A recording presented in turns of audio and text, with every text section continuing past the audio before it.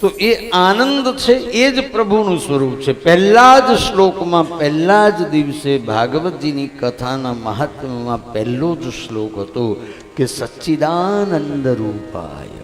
ભગવાન કેવું છે? આનંદનું સ્વરૂપ છે. અને આનંદમાં હોઈએ ને એટલે આપણે બધું ભૂલી જઈએ. પછી શું થાય છે? જે થવું હોય તે થાય. આપણે મોજ કરી લેવું, આનંદ કરી લેવું.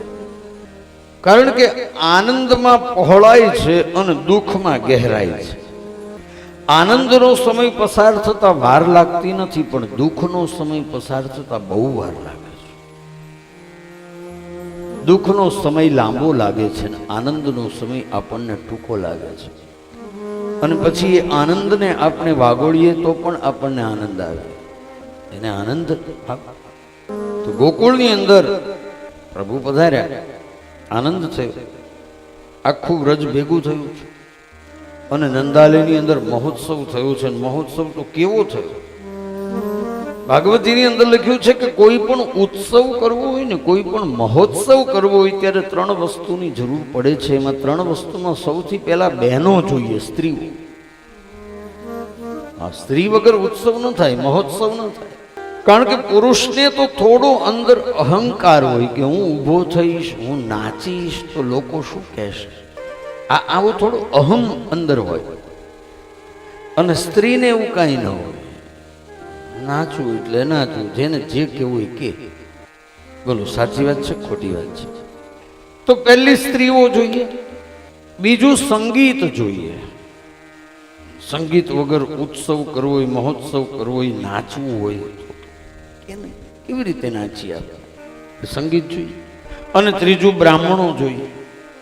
તો નંદ બાબાએ 3ની વ્યવસ્થા કરી હતી. સ્ત્રીઓ એટલે ગોપીઓ હતી, સંગીતની પણ વ્યવસ્થા હતી, બ્રાહ્મણોને પણ બોલાવ્યા હતા. તો નંદ બાબાને ત્યાં નંદસ્તુ આત્મજ ઉત્પન્ને, નંદ બાબાને ત્યાં બાળકનો જન્મ થયો.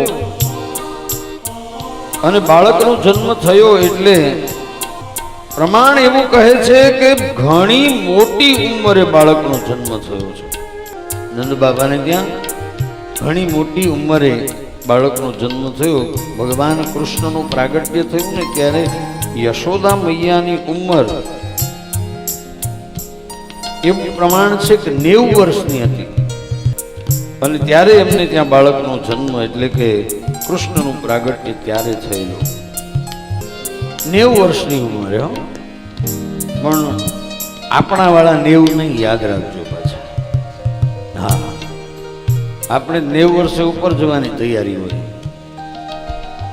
હા, એ વખતે માણસનું આયુષ્ય છે ને એ 500 વર્ષનું, 500 થી પણ વધારે. અને એમાં 90 વર્ષની ઉંમર યશોદાજીને ત્યાં બાળકનો જન્મ.